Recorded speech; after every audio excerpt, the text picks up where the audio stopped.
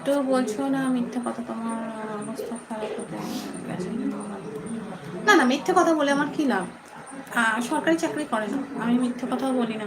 মিথ্যে কথা বলে কি করবো? আমার দেখো, আমার আগের লাইভে আমার আমার ঘর দেখাচ্ছি বলে দেওয়া আছে আমার ঘর। আমি মিথ্যে কথা বলছি না, এটাই প্রমাণ। দেখো আমি অবস্থা ভালো না আমার, আমি সত্যি বলছি। মিথ্যে কথা বলে আমি কী করবো?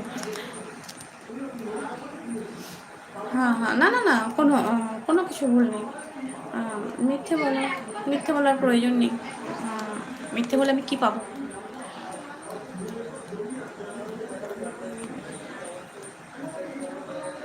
না না, মনে কিছু করছি না, স্বাভাবিক। এটা সবাই জিজ্ঞেস করে।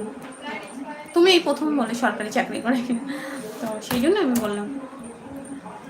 মিথ্যে কথা বলে কি লাভ? আমি কি কোটি টাকার মালিক হয়ে যাবো নাকি মিথ্যে কথা বলে?